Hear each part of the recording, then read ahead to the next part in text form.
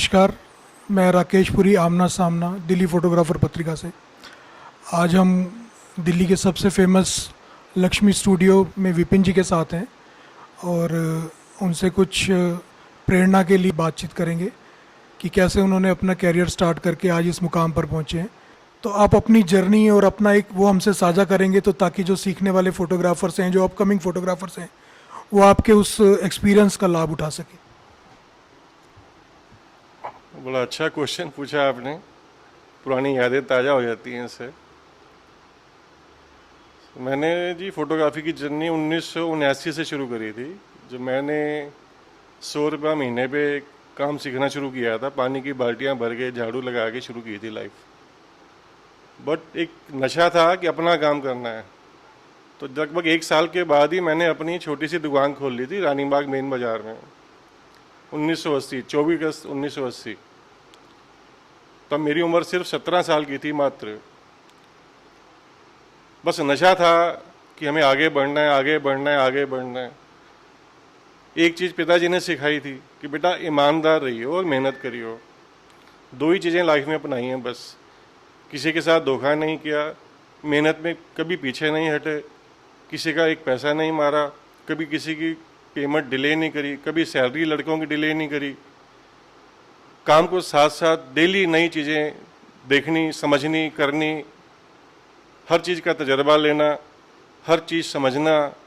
आज की डेट में भी कहीं से कुछ मिलता है सीखने के लिए तो उसको अडॉप्ट करते हैं। ये नहीं कहते कि हम सबसे बड़े हैं, हमने कभी नहीं कहा हम सबसे बड़े हैं, ना कभी कहना चाहिए। हमारे से बड़े हजारों हैं, लाखों हैं।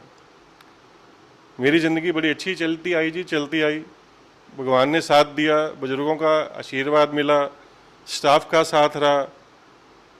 भगवान ने 2 बच्चे दिए, 2 बेटे दिए। उन्होंने मेरे से भी बढ़ के काम किया।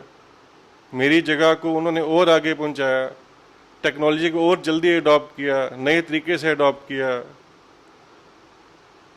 अब हम इस मुकाम पर खड़े हैं कि जो भाई साहब कह रहे हैं, मैं अपने मुंह से नहीं कहना चाहता, लेकिन एक अच्छी इमेज मार्केट में बनाई है। मेरे बच्चों ने भी, हमने भी एक प्लेटफॉर्म खड़ा किया था। तो इतना ही कहना चाहूँगा हर भाई से, भैया ईमानदार जरूर रहो, मेहनत से पीछे मत हटो। ये 2 ही चीज़ें हैं लाइफ की। कोई भी ट्रेड हो, सिर्फ फोटोग्राफी नहीं, कोई भी ट्रेड हो, किसी को दुख मत दो, जिसका भला कर सकते हो जरूर करो। और अपनी कमाई का कुछ ना कुछ हिस्सा दान भी जरूर करो। धर्म कर्म पे ध्यान दो, परिवार पे ध्यान दो। ये सारी चीज़ जब आप अपना लोगे तो अपने आप आगे बढ़ते चले जाओगे। मेन विपिन जी, जैसे अभी इस टाइम कोरोना के टाइम पे सारे ही ट्रेड का बहुत बुरा हाल है, तो इस टाइम पे ना फंक्शन हो रहे हैं, ना कोई और काम हो रहा है, तो आप कैसे गाइड करोगे कि फ़ोटोग्राफ़र को किस तरीके से अपना इस समय किस चीज़ में इस्तेमाल कर, ताकि उसका भी जो भी है सर्वाइवल चल सके? देखो, ये जो कोरोना आया है ये पूरे संसार में आया है। कोई अकेले हमारे देश में, हमारी कॉलोनी में, हमारी उसमें नहीं आया है। तो सारा संसार ही इस टाइम परेशान है। लेकिन डगमगाना नहीं है। जो डगमगा गया है वो भाग गया। हमें इसका मुकाबला करना है, कर रहे हैं, करते आए हैं। अपने आप को बिजी रखें, अच्छे कर्मों की तरफ ध्यान लगाएं, अपने आप को संभालें।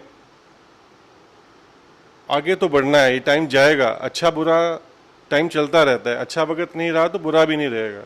ये बड़ी जल्दी जाएगा। उम्मीद है अब सितंबर तक कोई ना कोई वैक्सीन आ ही जाएगी। तो इंडिया की, हमारे भारत की एक खासियत है कि बड़ी जल्दी हम बैक करते हैं। जितना मर्जी दुख आ जाए, हम 2 दिन बाद दोबारा फिर मुस्कुरा के खड़े हो जाते हैं। तो मैं यही उम्मीद रखता हूँ कि सारे हालात पहले से भी और अच्छे होंगे। हम और ज़्यादा अच्छे तरीके से संभल पाएंगे, हम और ज़्यादा स्ट्रांग बनेंगे। तो यही उम्मीद है पूरी, सारा विश्व इसी उम्मीद पे ही चल रहा है जी।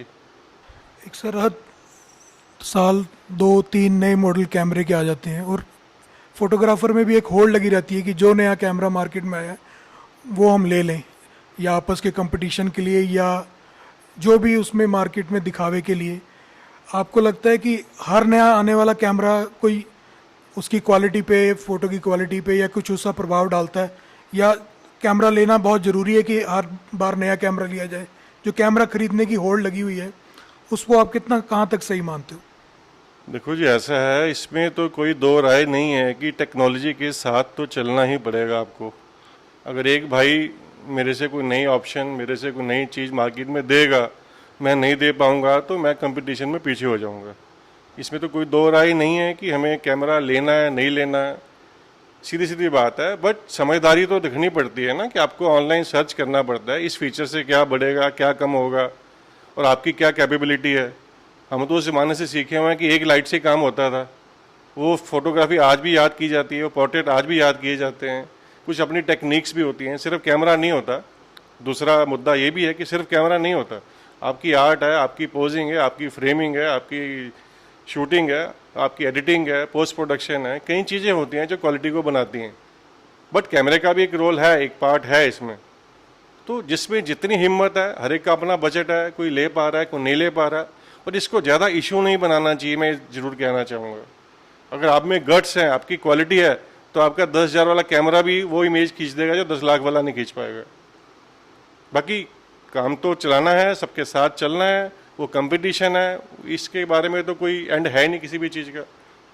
लेकिन इसमें घबराना नहीं चाहिए, जिसमें जो चीज़ आपके पास है, जो आपके बजट अलाउ करता है, उसी से अपनी कला को दिखाएं, तो आप कहीं मार नहीं खाएंगे। अभी पीछे हमें एक खबर सुनने में आई थी कि किसी फोटोग्राफर भाई के ऊपर किसी ने, क्लाइंट ने मुकदमा कर दिया था कि उनका कोई डाटा वगैरह मिसप्लेस हो गया था या कुछ है। तो उस बारे में थोड़ा आप हमारे फोटोग्राफर्स को गाइड करेंगे कि वो किस तरीके से कस्टमर से डील करें, ताकि कोई परेशानी आए तो वो उस चीज़ में डील कर सकें उनसे। इसका जी देखो ऐसा है, टेक्नोलॉजी जितनी आगे जाती है उतनी उसमें एक्सीडेंट्स भी साथ साथ होते हैं। तो एक्सीडेंट एक एक्सीडेंट है, कोई आदमी जान के नहीं करता, ना कोई फोटोग्राफर करेगा, ना कोई डाटा ऑपरेटर करेगा। अब एक्सीडेंट हो गया तो हो गया, लाइफ चली जाती है तो एक डाटा है। आप देखते हैं हर रोज डेली एक्सीडेंट्स होते हैं। इसका सीधा साधा उपाय ये है कि एग्रीमेंट देना चाहिए, पहले कस्टमर को अवेयर करना चाहिए कि हमारी रिस्पॉन्सिबिलिटी इतने टाइम तक है। आजकल कस्टमर क्या करते हैं, 2-2 साल लेने नहीं आते, पूछते नहीं, काम करवा के बैठ जाते हैं। हम हज़ारों फ़ोन करते हैं, कोई रिस्पॉन्स नहीं देते। अब पैसे की शॉर्टेज है, क्रेज़ ख़त्म है, इतनी ज़्यादा परेशानियाँ हैं हमारी लाइन में कि हम इसको झेल नहीं पा रहे हैं। डाटा कब तक संभाल लेंगे हम, कितनी हार्ड डिस्क लगा लेंगे, खर्चे पे खर्चा, खर्चे पे खर्चा, खर्चे पे खर्चा। तो इसका सिंपल सा मेथड यही है कि कस्टमर को अवेयर करा दो, ये हम 2 महीने 4 महीने जो आपकी लिमिटेशंस हैं उस टाइम तक डाटा के जिम्मेवार हैं। उसके बाद अगर आप नहीं आते तो हमारी रिस्पॉन्सिबिलिटी ख़त्म हो जाती है। दूसरी बात ये भी साथ में जोड़ दें एग्रीमेंट में कि एक्सीडेंट कोई जान के नहीं करता है। एक्सीडेंट 2 दिन बाद भी हो सकता है, कोई डाटा कार्ड ही चोरी हो गया, कैमरा चोरी हो गया, तो हम क्या कर लेंगे। तो हम कोई आपके दुश्मन नहीं है कस्टमर के, हम कमाई के लिए डाटा देंगे तभी हम 2 पैसे कमाएंगे ना आपसे। अगर हम कमाएंगे नहीं तो हम काम क्यों कर रहे हैं। हमारा एम बिल्कुल नहीं है कि आपको डाटा ना मिले, आपको लेट मिले, आपको नुकसान हो, आपकी मेमोरीज लॉस हो। बट हम भी इंसान हैं, कुछ हमारे साथ कोई एक्सीडेंट होगा तो आपको हमें शेयर करना चाहिए, सरकार को हमें साथ देना चाहिए।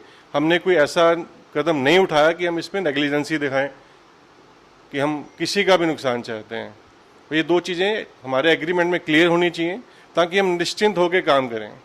केयर तो करनी है जी, देखो वो तो सीधी सी बात है, जो आदमी केयर करेगा वो ज़्यादा कामयाब होगा, जो केयर नहीं करेगा वो अलग चीज़ है, उसका इससे कोई लेना देना नहीं है।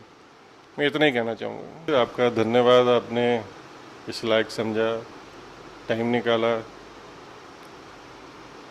और हमें एक समाज से जोड़ने की कोशिश करी, फोटोग्राफी समाज से।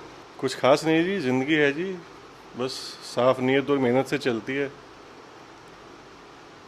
टाइम टू टाइम चेंजेस करते रहो, जैसे टेक्नोलॉजी चल रही है साथ उसके कंधे से कंधा मिला के चलते रहो। मेरी शुभकामनाएं इनके साथ। तो जैसा कि विपिन जी बता रहे थे और मैंने भी जो बातचीत में ये चीज़ नोटिस करी है कि नम्रता, नई नई चीज़ें सीखने की ललक, ईमानदारी और अपने परिवार के साथ एकता में ही सारा चीज़ों के लिए उसमें वो गुण हैं जो आपको किसी भी ऊंचाई पर लेके जा सकते हैं। मैं उनका तहे दिल से शुक्रिया अदा करना चाहूँगा और उम्मीद करूँगा कि उनका ये एक्सपीरियंस और उनका आशीर्वाद हमेशा हमारे साथ बना रहेगा। Thank you ji.